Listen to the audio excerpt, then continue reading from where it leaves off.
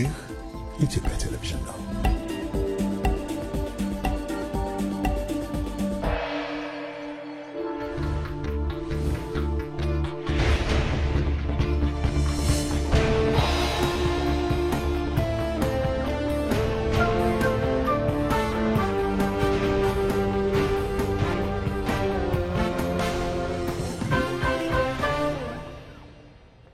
ዳር 4 2018 ዓመተ ምህረት ጥናስልኝ እንደምናመሻቸው የኢትዮጵያ ቴሌቪዥን ነው ቲቪ 57 እንደቀጠለ ነው።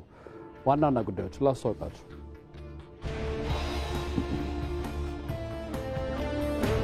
በማዕድን ዘርፍ በተከናወኑ ስራዎች የውጭ ንግድ በከፍተኛ መጠን መጨመሩን ምክትል ጠቅላይ ሚኒስትር ተመስገን ጥሩነህ ተናገሩ።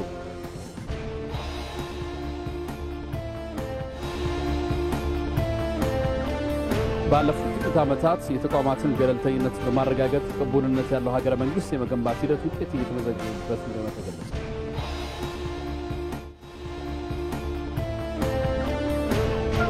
መገናኛ ብዙኃን ለዲሞክራሲ ስርዓት ግንባታ ያለውን አበርክቶ ለማሳደግ የአቅም ግንባታ ስልጠና እንደሚያስፈልግ በተወካዮች ምክር ቤት የመንግስት ዋና ተጠሪ ሚኒስትር ዶክተር ተስፋዬ በልጅጌ ገለጹ።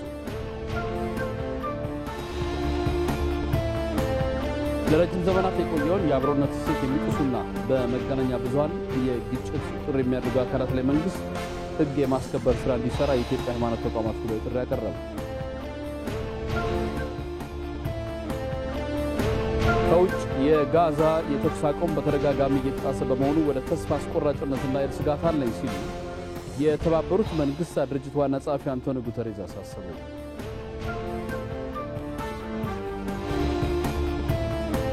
ከስፖርት አልቲሜት ሻምፒዮና የተሰኘው አዲሱ የውድድር መድረክ የስፖርቱን ታሪክ ይቀይራል ሲሉ የዓለም አትሌቲክስ ፕሬዝዳንት ሴባስቲያን ኮል ተናገሩ። ዋና ዋናዎቹ ናቸው።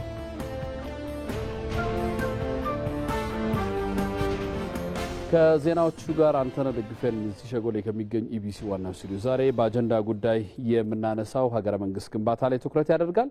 ለዚህም እንግዳ ገብዘናል። እንግዳችን በህዝብ ተወካዮች ምክር ቤት የመንግስት ዋና ተጠሪ ሚኒስትር ዶክተር ተስፋዬ በልጅጌ ናቸው። ሰዓቱ ሲደርስ በቀጥታ መስመር ላይ ቆይታ ብናደርግ ይሆናል። ዶክተር ከወዲሁ አመሰግናለሁ። አብራችን ቆዩ።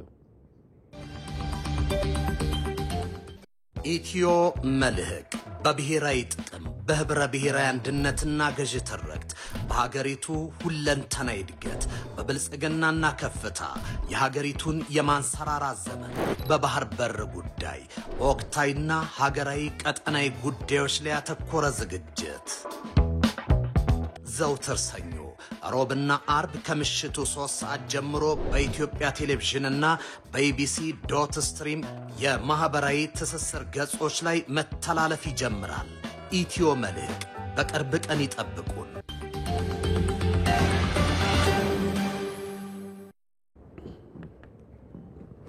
በኢፌድሪ የህዝብ ተወካዮች ምክር ቤት አፈ ጉባኤ አቶ ታገሰ ጫፎ የሚመራው የተጓደሉ የሰብአዊ መብት ኮሚሽነሮች አስመራጭ ኮሚቴ ስራውን በይፋ አስጀመሩ። ከተለያዩ ተቋማት የተወከሉ 7 አባላት የተካተቱበት ኮሚቴ በፈቃዳቸው የለቀቁ ሰብአዊ መብት ኮሚሽነሮችን የሚተኩ እጩዎችን የማስመረጥ ስራ እንደሚያከናውንም ተገልጿል። አፈ ጉባኤ አቶ ታገሰ ጫፎ ኮሚቴው ስራውን በጀመረበት ወቅት እንደገለጹት አስመራጭ ኮሚቴው በሰብአዊ መብት ኮሚሽን የተጓደሉ 3 ኮሚሽነሮች እንደሚያስመርጥ ገልጸዋል። የኢትዮጵያ ሰብአዊ መብት ምክትል ኮሚሽነር፣ የሴቶችና ህጻናት ጉዳዮች ኮሚሽነር እንዲሁም የአካል ጉዳተኞችና አረጋውያን ኮሚሽነሮች የማስመረጥ ስራው ግልጽነትና ጠያቂነት በተሞላበት መልኩ በተቀመጠው የጊዜ ሰሌዳ እንዲጠናቀቅ በትኩረት ሊሰራ እንደሚገባ አሳስበዋል። በፈቃዳቸው የለቀቁ ኮሚሽነሮችን ለማሟላት ጥቆማ የተጀመረ በመሆኑ ለህዝብ ተደራሽ ማድረግ መስፈርቱን የሚያሟሉ ግለሰቦችን በተለያዩ አማራጮች ጥቆማ መስጠት ማህበረሰቡ በንቃት እንዲሳተፍ ጥሪ ቀርበዋል።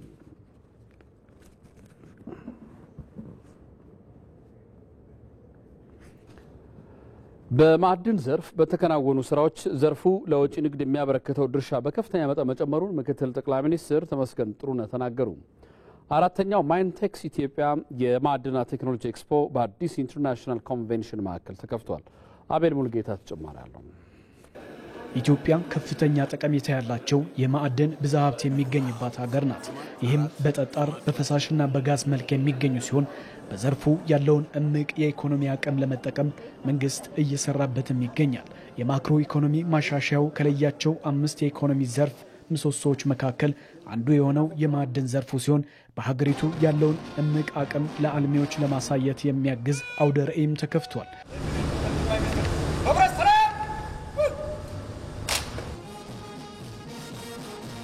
በአዲስ ኢንተርናሽናል ኮንቬንሽን ማዕከል አውደ ርዕዩን የከፈቱት ምክትል ጠቅላይ ሚኒስትር ተመስገን ጥሩነህ ከዚህ በፊት የማዕድን ዘርፉ የተመራበት አግባብ የተሳሳተና ችግር እንደነበረበት ጠቅሰው በተለይም ከለውጥ በኋላ በተሰራ ስራ በዘርፉ መነቃቃት ተፈጥሯልም ብለዋል። የፖለቲካና የኢኮኖሚ ሪፎርም ከጀመርን ጊዜ አንስቶ ለዘርፉ ልዩ ትኩረት ሰጥተናል።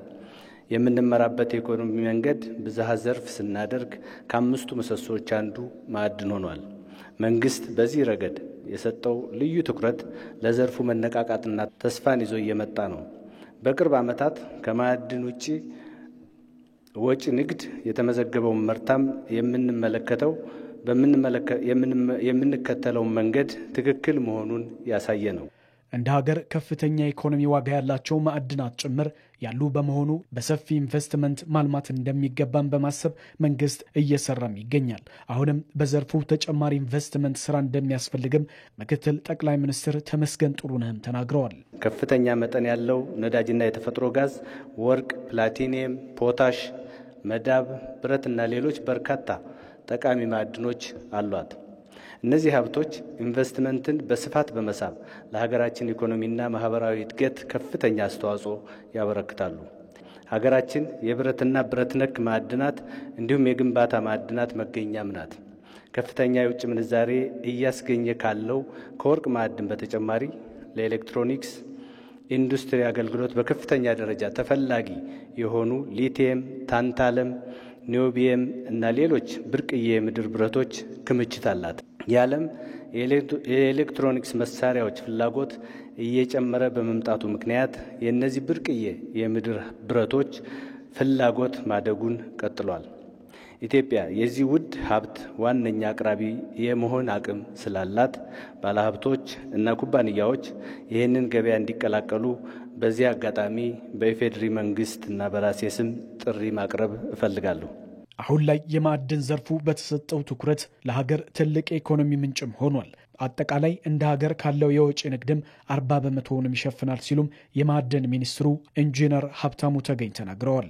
Ethiopia today is one of the largest gold exporters in Africa. ዛሬ ለኢትዮጵያ ከአፍሪካ ካሉ ከፍተኛ ወርቅን ለውጭ ገበያ ከሚያቀርቡ ሀገራት መካከል ናት። ይህ ውጤት የተገኘውም በመንግስት ቁርጠኛ አመራርነት ነው። ይህም የሆነው ማዕድን ከአምስቱ የማክሮ ኢኮኖሚ ዘርፎች መካከል አንዱ በማድረግ ነው። በተለይ በባለሀብቱና በመንግስት መካከል የተፈጠረው መተማመን ትልቅ አቅምን ፈጥሯል። በኢትዮጵያ የማዕድን መገኛ ቦታዎች በአይነትና በስነ ምህዳር ጭምር ብዙ ናቸው። ከነዚህ የሚገኘው ማዕድንም በዓለም አቀፍ ደረጃ ተወዳዳሪ ነው። አሁን ላይ ከአጠቃላይ የወጪ ንግድ ውስጥ የማዕድን ዘርፍ 40 በመቶውን ድርሻ ይሸፍናል። በተለይ በዘርፉ ላይ የሚሰሩ ስራዎች ማህበረሰብ ተኮርና አካባቢ ጥበቃን ታሳቢ ያደረጉ ናቸው። በአውደ ርዕዩ ላይ በርካታ የከበሩ ማዕድናትና የማዕድን ሀብቶች ለእይታም ቀርበዋል። ለቀጣይ 4 ቀናትም የማይንቴክ ኢትዮጵያ አውደ ርዕይ ለእይታም ይቀርባል።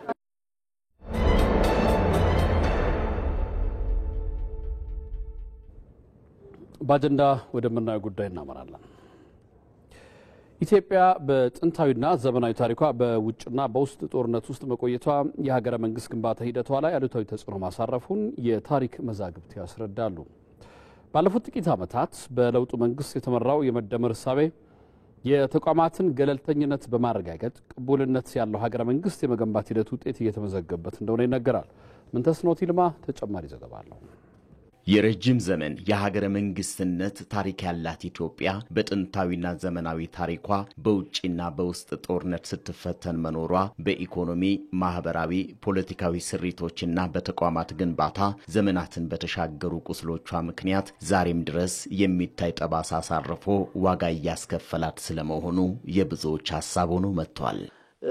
ለረጅም ጊዜ ያሉንን እምቅ ሀብቶች እንድንጠቀም በሚያስችል መንገድ ሳይሆን ተቋማቱና መዋቅሩ ሞር ኦፍ በአብዛኛው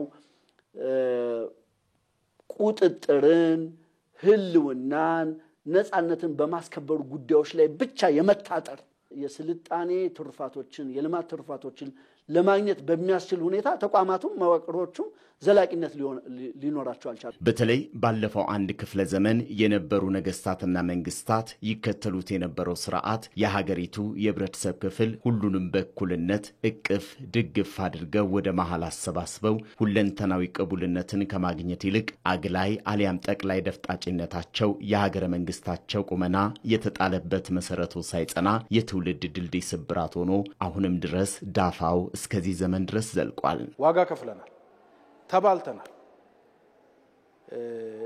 ልማት ላይ ኢኮኖሚ ላይ ከመሰለፍ ይልቅ እርስ በርስ በመጠፋፋት በመጠላለፍ በመናናቅ በመሰዳደብ ላይ ዘመናችን አልቋል። ታሪካችን የጦርነት ታሪክ የሆነው በዚህ ነው። እንደ ሀገር ግን እጣፋንታችን አንድ ላይ የተበየነ ተላይተን የትም መድረስ እንደማንችል አይተናል። ይህንን ችግር ለመፍታት ታዲያ ከውጭ በተቀዱ ርዕዮተ ዓለማዊ ሐሳቦች ቢሞከርም የሀገሩን ሰርዶ በሀገሩ በሬ የሚል ብሂል ያለውን ህዝብ ማንነትና የስነልቦና ስሪት ጋር ባለመግጠሙ እንደ ተውሶ ልብስ ሲሰፋና ሲጠብ ኢትዮጵያዊ መልክን አጥቶ ዘላቂ መፍትሄን ማምጣት ተስኖት እንደቆየ ይነገራል። የእረፍት አልባው ጦርነት ትኩረት የመንግስታቱን ወንበር ማጽናት ስለሆነ በስብራት ላይ ሌላ ስብራት ከመጨመር ውጪ የሀገረ መንግስቱን ቅቡልነት ሊያረጋግጥ ባለመቻሉ በአንድ ሀገር ውስጥ ያሉ ህዝቦች በመካከላቸው የሚፈጥሩትና የሚጋሩት የጋራ ማንነት የሆነው ሀገረ መንግስት ግዴታውን እንዲወጣ የሚያስችሉ መዋቅሮች ሳይገነቡ እንዲቆዩ ምክንያት ሆነዋል። የተቋማት ግንባታቸው ችግር የሚመነጨው በሀገረ መንግስት ምስረታ ሂደት የተፈጠሩ ስብራቶች ባለመጠገናቸው እንደሆነ የሚናገሩት የታሪክና የስነ መንግስት ምሁራን ችግሩ ከትውልድ ወደ ትውልድ እየተሸጋገረ እዚህ እንዲደርስ ምክንያት በመሆኑ በሽታውን ያላወቀ እንዲሉ ይህንን ስር የሰደደ መዋቅራዊ ችግር ለመቅረፍ በተቋማት ቀጣይነት ላይ መስራት እንደሚያስፈልግ ይስማማሉ። ተቋማት እና በተለያዩ መንገዶች ያሉብን በተለያዩ ዘርፎች ያሉብን ስብራቶች ከመቅረፍ አንፃርና ተቋማቱን ዘላቂ ከማድረግ አንፃር ከፖለቲካ ውግንና የማራቁ ጉዳይ በተግባር እየታየ ያለ ጉዳይም ነው። መቀጠልም መስፋትም ያለበት ልምምድ ነው። ለዚህ ሁሉ ችግር መፍትሄ አመላካች የሆነው የመደመር መንግስት እሳቤ በሐሳብም ሆነ በተግባር ሁሉን የሚያቅፍ ኢትዮጵያዊነትንና የብሔር ማንነትን ሚዛን የሚያስጠብቅ አብሮነትና ትብብር ወንድማማችነትና እህትማማችነትን የሚያጠናክር ስለመሆኑ መስካሪዎቹ ብዙ ናቸው። እሳቤው ፍጹም አንድ አይነትን እንዲሁም ፍጹም ልዩነትን የማይቀበል የሚጨፈልቁም ሆነ የሚነጣጥሉ እሳቤዎችን ወዲያ ብሎ ኢትዮጵያውያን ለጠንካራ ሀገረ መንግስት ግንባታ እንዲሰባሰቡና ለተግባራዊነቱ እንዲተጉ የእይታ አድማሳቸውን ያሰፋ ስለመሆኑ እንዲሁ አንተ የራስ ብሔር የራስ ቋንቋ እምነት አለ፣ ግን ይሄ ሀገር ያንተ ብቻ አይደለም። ሌላ እምነት ቋንቋ ብሔር ስላለ ያን ተቀብለህ ልክ ያንተን በመተወደውና በመታከብረው ልክ የዛኛውን ሳትነካ በመከባበርና በፍቅር ኑር። ያን ካደረክ እንደ ሀገር ትጸናለህ፣ ትበለጽጋለህ፣ ያስቀመጥከውን ራዕይ ታሳካለህ። የበለጸገች የጸናች የተዋበች ኢትዮጵያ ለመገንባት ራዕይ ያለን ስራ እየሰራን ነው።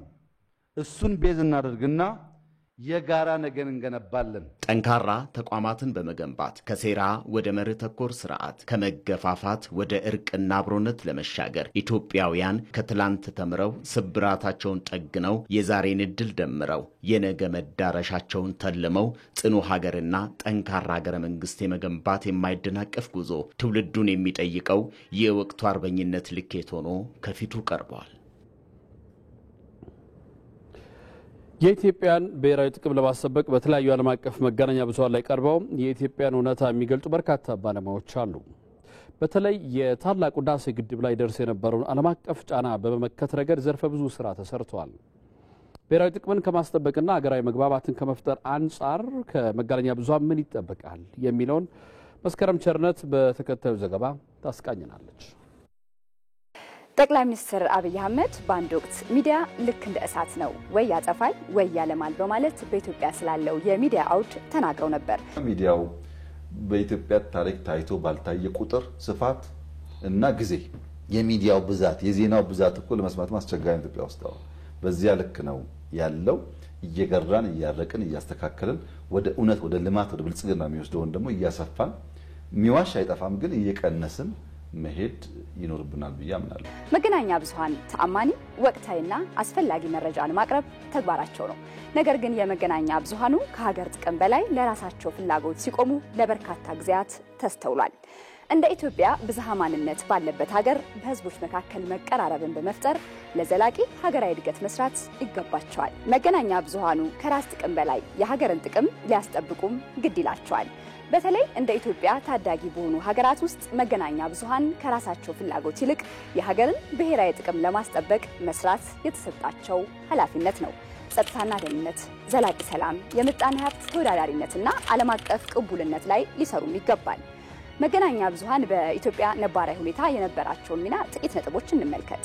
ለአብነት ያህል የሁሉም ኢትዮጵያዊ ሀብት የሆነው ታላቁ የህዳሴ ግድብ ከግብ እንዲደርስ ሚናቸው የጎላ ነበር። ግድቡ የኔ ነው የሚለውን ሁሉም ኢትዮጵያዊ በዘር፣ በሃይማኖት፣ በጎሳና ብሔር ሳይከፋፈል መግባባት እንዲኖረው በማድረግ መገናኛ ብዙሃን ሚናቸው የጎላ ነበር። ለግድቡ ሀብት ማሰባሰብና ሁሉም የበኩሉን እንዲወጣ ማድረግም ችለዋል። ይህ ብቻ አይደለም። በወቅቱ ይደርሱ የነበሩ ዓለም አቀፍ ጫናዎችን በመመከት ረገድ እንዲሁም አበርክቷቸው ብዙ ነው።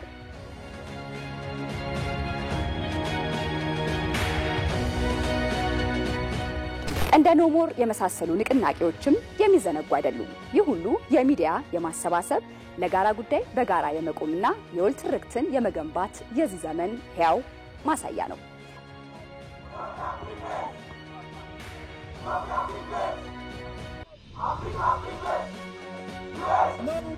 ኢትዮጵያ አሁን ያለችበት ዘመንም መገናኛ ብዙሃኑ የራሳቸውን ጥቅም ከማስቀደም ይልቅ የረጅም ጊዜ የሀገር ብሔራዊ ጥቅምን ማስጠበቅ ላይ ትኩረት ማድረግ የግድ ይላቸዋል።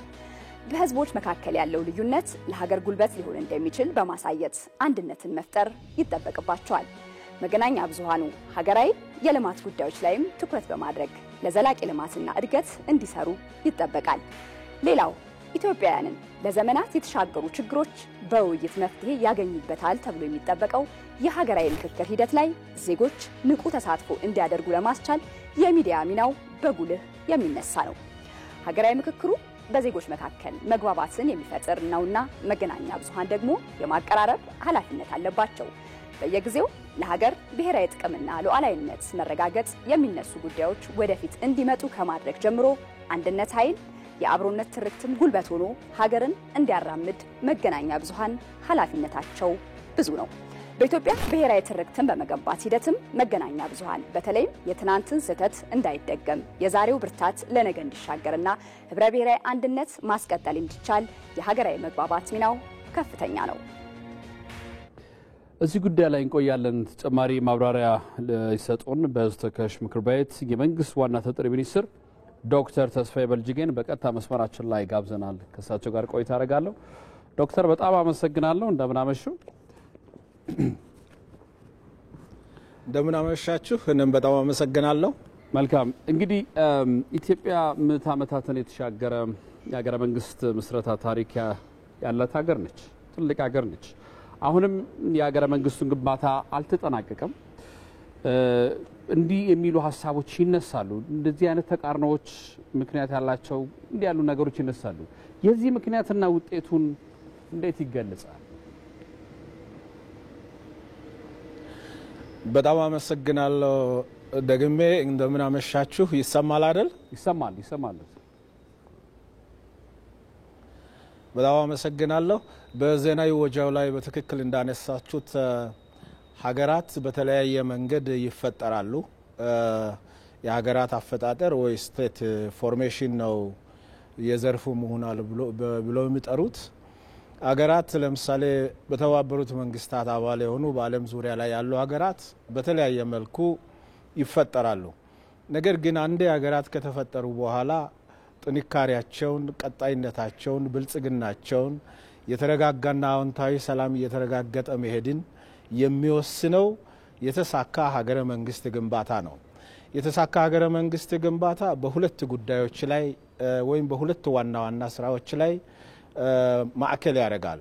አንደኛው ትውልድ ግንባታ፣ ይሄ በእንግሊዝኛው ኔሽን ቢልዲንግ እና ስቴት ቢልዲንግ ነው ተብሎ የሚታወቁት። በአማርኛችን የተቀራረበው ትርጓሜ ኔሽን ቢልዲንግ የሚባለው የትውልድ ግንባታ፣ ስቴት ቢልዲንግ የሚባለው ደግሞ የተቋማትና መሰረተ ልማቶች ግንባታ ብለን መጥራት እንችላለን።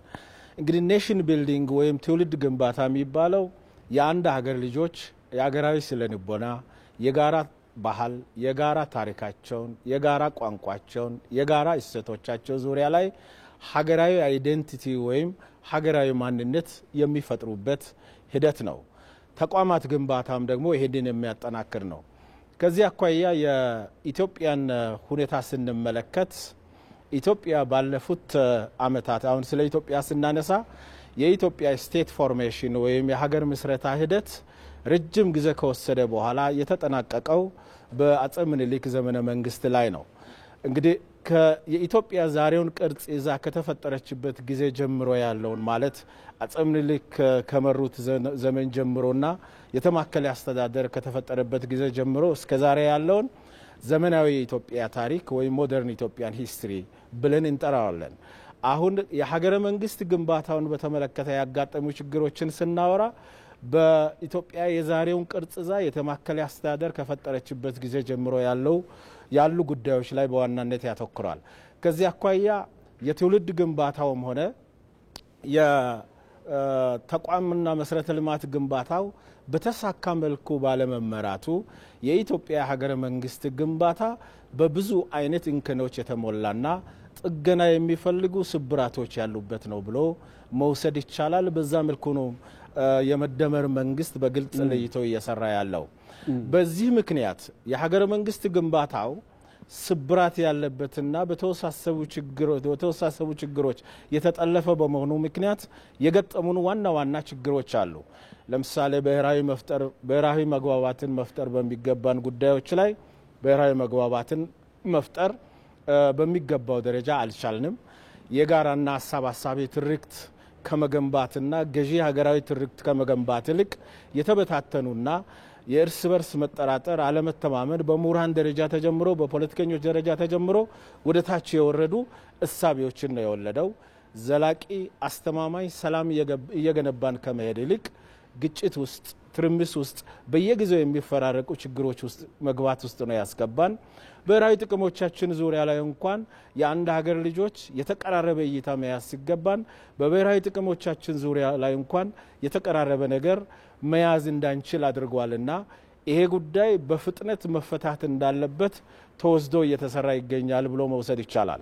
ዶክተር እንደው ስብራትን ካነሱልኝ አይቀር እነዚህን ተቃርኖች ካነሱ አይቀር እንዴት አድርገን ልናከማቸው ይገባል የሚለው ጉዳይ ደግሞ እንደ ማሳረጊያ ነጥብ እናንሳ። ለምሳሌ ኢትዮጵያ እንደ ሀገር እንድትጸና እንደ ታሪካዊ ሀገረ መንግስት ግንባታም ፈርቀዳጅ እንደመሆኗ መሰረት ያላት ሀገር እንደመሆኗ ይሄ ተቃርኖ ይሄ ስብራት ሊታከም ይገባል የሚል የመደመር መንግስት መጽሐፍ ላይ በሳቢ ደረጃ ተቀምጧል። ይሄን እንዴት እውን ማድረግ ይቻላል? ይህንን እውን ለማድረግ ምናልባትም 3 እና 4 የሚሆኑ ዋና ጉዳዮችን ማንሳት እችላለሁ። የመጀመሪያው ሐሳብ ነፃ ብቁና ገለልተኛ ተቋማትን እንደ ሀገር መገንባት ያስፈልጋል። ለዚህ ነው የመደመር መንግስት ላይ በግልጽ እንደተመላከተው ሀገር እንድትቀጥል የኢትዮጵያ ውስጥ ያለው ኢትዮጵያ በታሪኳ ልክ ኢትዮጵያ በትልቅነቷ ልክ ኢትዮጵያ በግዙፍነቷ ልክ ኢትዮጵያ ለአፍሪካ ብዙ ምሳሌ የሚሆኑ ስራዎችን የሰራች ሀገር ተመልሳ ደግሞ ችግር ውስጥ የምትገባ ሀገር ሆና መቆየት ስለሌለባት ነፃ ብቁና ገለልተኛ ተቋማት መገንባት አለባቸው ተብሎ የተጀመሩ ስራዎች አሉ።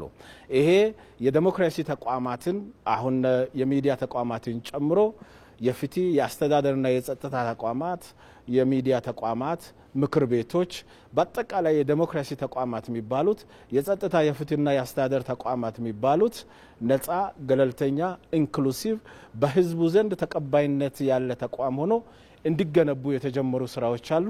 ይሄ አንዱ መጠናከር ያለበት ስራ ነው። ተቋማት ዛሬን ብቻ ሳይሆን ተቋማት ነገንም ተቋማት ሁሉንም የኢትዮጵያ ህዝቦችን ተቋማት ሁሉንም ዜጎችን የሚያካትት ኢንክሉሲቭ የሆኑ ዜጎች ጥያቄ ሲኖረን ወደ ተቋማት ሄደን ለጥያቄዎቻችን ብቃት ያለው ምላሽ ማግኘት አለብን ብለው የሚተማመኑበት ተቋም እንዲሆን እየተሰራ ነው የሚገኘው። ከዚያ አኳያ ጥሩ ውጤቶች ተገኝቷል። ይሄ ተጠናክሮ መቀጠል አለበት።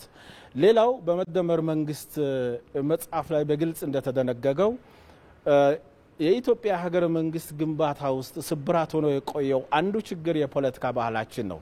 የፖለቲካ ባህላችን ከሐሳብ አልቦነት ወደ ሐሳብ ግብይትና በሐሳብ ግብይት ወደሚመራበት ሁኔታ መሸጋገር አለበት።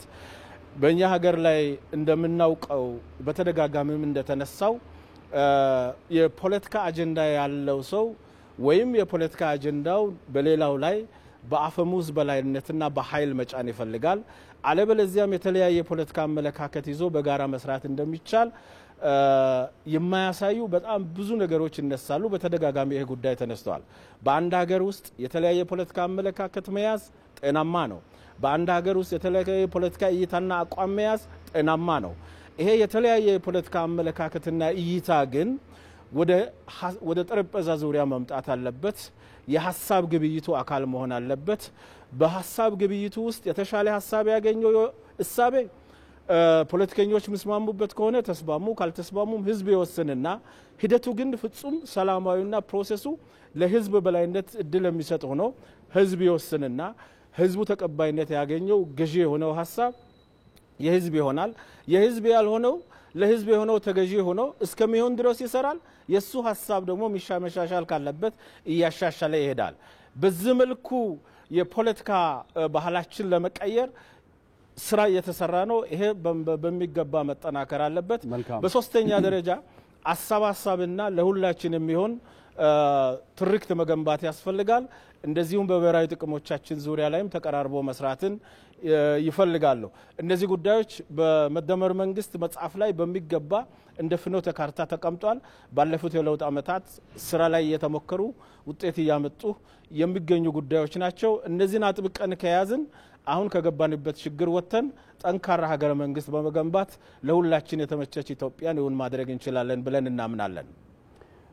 በጣም ነው ማመሰግነው። ያው የዚህ ብሔራዊ ጥቅም ጉዳይ የሀገረ መንግስት ግንባታ ጉዳይ እንደዚሁ በዚህ ደቂቃ ብቻ ወርተን የምናጠናቀው ነገር አይደለም። ዶክተር እንደሚያውቁት ተከታታይ ፕሮግራሞች፣ ተከታታይ ውይይቶችና ዘገባዎችም እንሰራለን።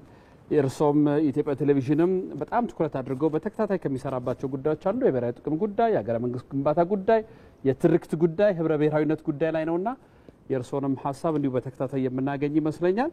እጅግ በጣም አድርጌ ያመሰግናለሁ። በተወካዮች ምክር ቤት የመንግስት ዋና ተጠሪ ሚኒስትር ዶክተር ተስፋዬ በልጅጌ በቀጣይ መስመር በዚህ ምሽት ለሰጡን ማብራሪያ አመሰግናለሁ። መልካም ምሽት። እኔም በጣም አመሰግናለሁ።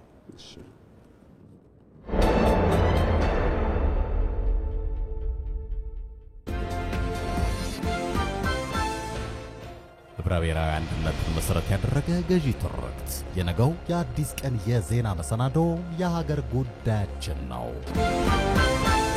በኢትዮጵያ ላለፉት ዓመታት ከአንድነት ይልቅ ነጣጣይ የነበረው ትርክት ህብረ ብሔራዊነትን እንደ ውበትና ጉልበት ከመጠቀም ይልቅ ልዩነትን ማስፋት ላይ ተሰርቷል። ልዩነትን ዕውቅና የማይሰጥ ትርክት ሀገሪቱን በብዙ አስከፍሏታል። በህዝቦች መካከልም ልዩነት እንዲሰፋ አድርጎ ቆይቷል። ሀገር ህብረ ብሔራዊ አንድነቷን አስጠብቃ ሁለንተናዊ እድገትን እያስመዘገበች ትቀጥል ዘንድ አሰባሳቢ ትርክት መፈጠር ጊዜው የሚጠይቀው ጉዳይ ስለመሆኑ ምሁራን ያነሳሉ። ኢቲቪ በነገው የአዲስ ቀን መሰናዶ ለዘላቂ ሀገረ መንግስት ግንባታ ከነጣጣይ ይልቅ አንድነትን ከልዩነት ይልቅ አብሮነትን የሚያጎላ ገዢ ትርክትን መፍጠር ምን ያህል አስፈላጊ ነው የሚለውን እያነሳ ቆይታ ያደርጋል። ከአንድ ሰዓት እስከ 3 ሰዓት በሚኖረው ቆይታ እንግዶችን በዚህ ጉዳይ ላይ ጋብዘን ተጨማሪ ዘገባዎችን ይዘን እንጠብቃችኋለን። አዲስ ቀን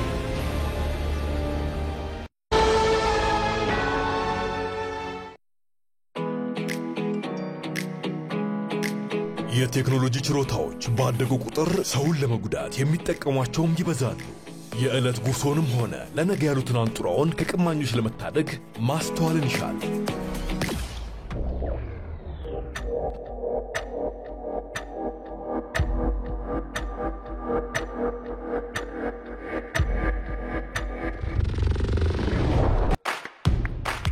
ማንኛውንም መተግበሪያ ከአፕ ስቶርና ከፕሌይ ስቶር ብቻ በማውረድ የተቀበሉት ብር አካውንት ውስጥ መግባቱን በማረጋገጥ አጠራጣሪ ማስፈንጠሪያዎችን ወይንም ሊንኮችን ባለመንካት ያልተረጋገጠ የማህበራዊ ሚዲያ ንግድ ላይ ባለመሳተፍና የሐሰት ማስታወቂያዎችን ባለማመን ራስዎን ከመጭበርበር ይታደጉ። የኢትዮጵያ ንግድ ባንክ ሁሌም የሚተማመኑበት ባንክ።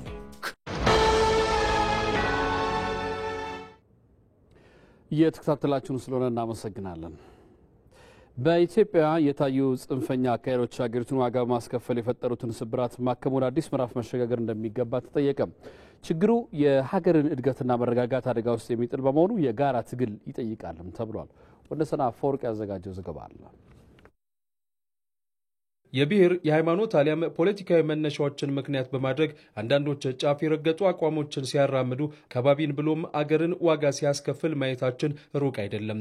ሰዎች በሚያምኑት ጉዳይ ላይ የከረረ አቋምን ሲያንጸባርቁ አለፍ ሲልም ይህ እምነታቸውን ሌሎች ይቀበሏቸው ዘንድ ከኔ ውጪ ላሳር የሚለው ብሂላቸው ደፍጣጭነታቸው የደም አበላ ፈጥሮ ትውልድ የሚሻገር ቁርሾ እስከ መዝራትም ይደርሳሉ።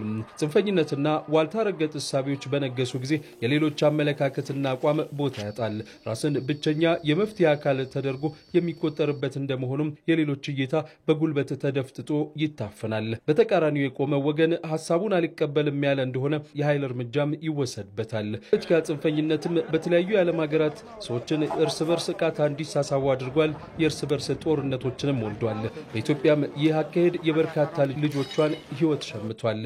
ለዚህ በዘመነ ደርግ የነበረውን የእርስ በርስ ፍጅት ትልቅ ማሳያ ስለመሆኑ የፖለቲካው ዓለም ሰዎች ያስቀምጣሉ።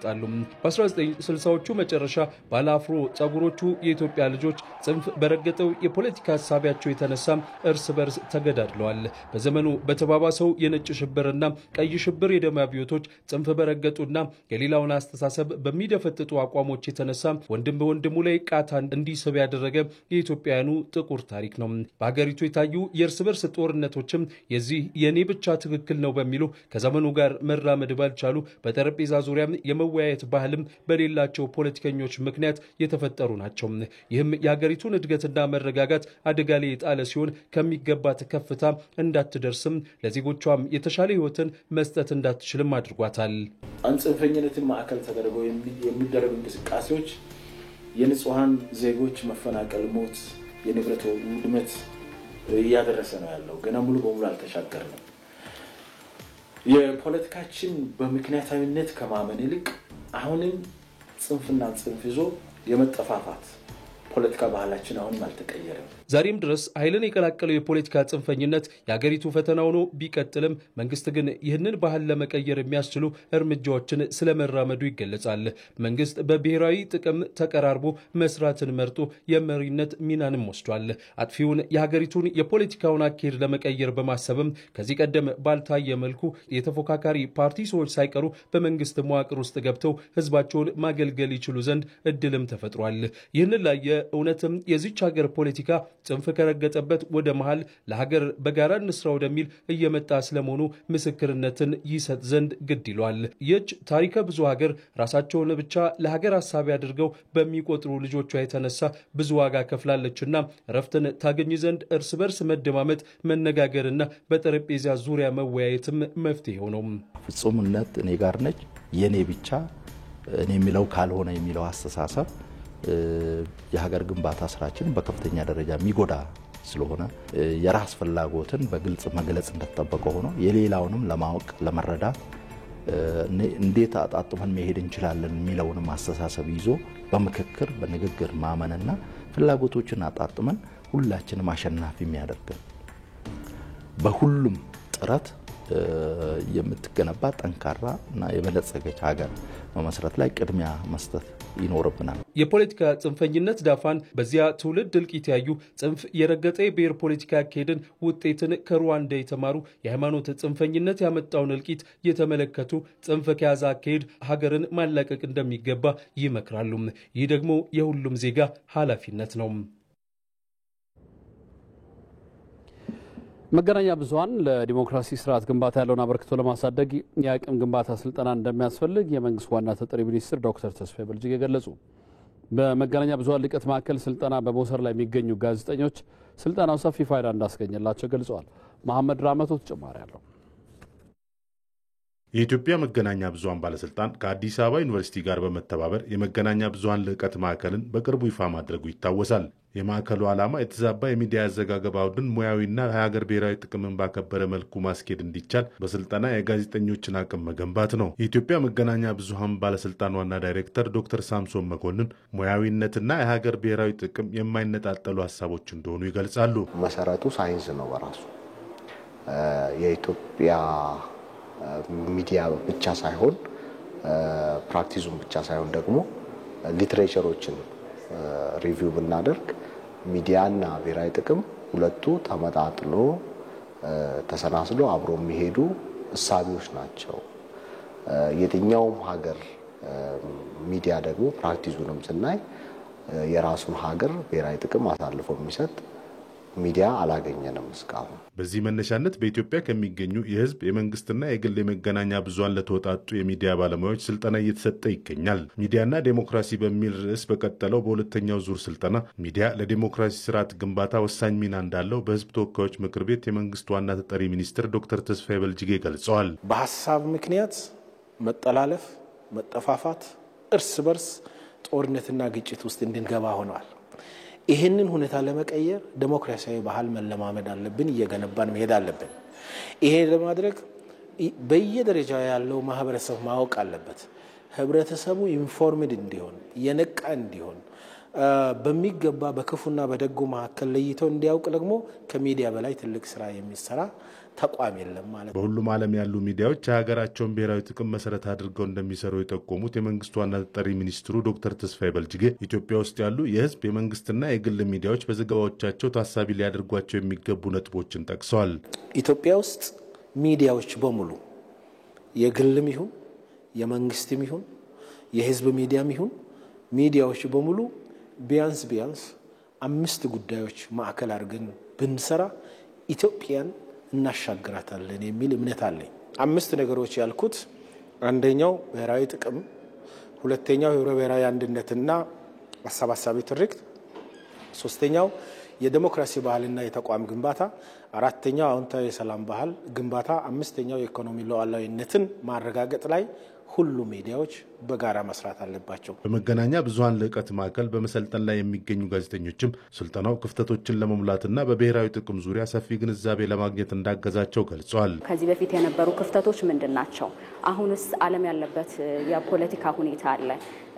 ዓለም ላይ ያሉ ቻሌንጆች አሉ፣ ትላልቅ ቻሌንጆች እና እነሱን ቻሌንጆችን አንደርስታንድ አድርጎ ለሀገር በሚጠቅም መልኩ የተዘጋጀ የተደራጀና ስልታዊ የሆነ ጋዜጠኛ ለመፍጠርም አጋዥ በመሆኑ እጅግ መበረታታት አለበት ብዬ አስባለሁ። ጋዜጠኛው ዛሬ ላይ እየሰራበት ያለውን ነገር እንዲፈትሽ ራሳችንን እንድናይ በተለይ ደግሞ በአቅም ግንባታም ብዙ ሰዎች ከናሽናል ኢንተረስት ጋር በተለይ ደግሞ የሀገርን ጥቅም ከማስከበር አኳያ እንዴት ነው እየሰሩ ያሉት፣ ወደፊትስ እንዴት ነው መሰራት አለበት የሚለውን ነገር ጠቅለል ያለ ጥሩ የሆነ የኢትዮጵያ መገናኛ ብዙሃን ባለስልጣን ከአዲስ አበባ ዩኒቨርሲቲ ጋር በመተባበር ለሚዲያ ባለሙያዎች እየሰጠ የሚገኘው የአቅም ግንባታ ስልጠና ቀጣይነት ያለው መሆኑም ተገልጿል። ለረጅም ዘመናት የቆየውን የአብሮነት እሴት የሚጥሱና በመገናኛ ብዙሃን የግጭት ጥሪ የሚያደርጉ አካላት ላይ መንግስት ህግ የማስከበር ስራ እንዲሰራ የኢትዮጵያ ሃይማኖት ተቋማት ጉባኤ ጥሪ ያቀረበ። 5ኛው ሀገር አቀፍ የሰላም ጉባኤ በአርባ ምንጭ ከተማ ተካሂዷል።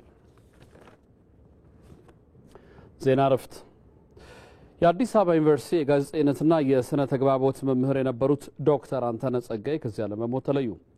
በአዲስ አበባ ዩኒቨርሲቲ ለረጅም ዓመታት በማስተማርና በምርምር ስራዎች ያገለገሉት ዶክተር አንተነህ ጸጋዬ ባጋጠማቸው ድንገተኛ ህመም በሕክምና ሲረዱ ቆይተው ዛሬ ህዳር 4 ቀን 2018 ዓ.ም ከዚህ ዓለም በሞት ተለይተዋል። ጀርመንን ጨምሮ በተለያዩ የአውሮፓና የአሜሪካ ሀገራት በተለያዩ ትምህርት መስኮች እውቀት የቀሰሙት ዶክተር አንተነህ ህይወታቸው እስካለፈበት ዕለት ድረስ በኢትዮጵያ ቴሌቪዥን በብሔራዊ አጀንዳና በብሔራዊ ጥቅም ላይ ያተኮሩ የተለያዩ ትንታኔዎችን ሲሰጡ የቆዩ ምሁር ነበሩ። አንጋፋው የአዲስ አበባ ዩኒቨርሲቲ በዶክተር አንተነህ ጸጋዬ ህልፈት የተሰማውን ጥልቅ ሐዘን እየገለጸ ለቤተሰቦቹና ለወዳጅ ዘመዶቹ መጽናናትን ይመኛል። የኢትዮጵያ ብሮድካስቲንግ ኮርፖሬሽንም በዶክተር አንተነህ ጸጋዬ ህልፈት የተሰማውን ጥልቅ ሐዘን ይገልጻል። ለቤተሰቦቻቸው እንደዚሁም ለስራ ባልደረቦቻቸው ከልብ መጽናናትን ይመኛል። የውጭ ዜና። የጋዛ ተኩስ አቁም በተደጋጋሚ እየተጣሰ በመሆኑ ወደ ተስፋ አስቆራጭነትና ኃይል ስጋት አለኝ ሲሉ የተባበሩት መንግስታት ድርጅት ዋና ጸሐፊ አንቶኒዮ ጉተሬዝ አሳሰቡ። ዋና ጸሐፊው የተኩስ አቁሙ ሙሉ በሙሉ እንዲከበር ለቀጣይ ሁለተኛ ዙር ድርድር መንገድ እንዲጠርቅ አጥብቄ ጠይቃለሁ ብለዋል። ለፍልስጤማውያን የራሳቸውን ድል በራሳቸው የመወሰንና የሁለት ግዛት መፍትሄ እንዲመቻች ዋና ጸሐፊ መናገራቸውን የቱርኩ ቲአርቲ ዘግቧል። በመጨረሻም ስፖርት። አልቲሜት ሻምፒዮና የተሰኘው አዲሱ የውድድር መድረክ የስፖርቱን ታሪክ ይቀይራል ሲሉ የዓለም አትሌቲክስ ፕሬዚዳንት ሴባስቲያን ኮ ተናገሩ። በየሁለት ዓመቱ በሚሰናዳ መድረክ ለአሸናፊዎች የምንጊዜም ከፍተኛው ሽልማት መጠን እንደተዘጋጀም ተገልጿል። ከኢትዮጵያ ቴሌቪዥን ኢቲቪ 57 ከ12 ሰዓት ጀምሮ በ3 ክፍል ወደ እናንተ ደርሷል። ስለ ተከታተላችሁ እናመሰግናለን። አንተነህ ደግፌ ነኝ። ሰላም ደሩ።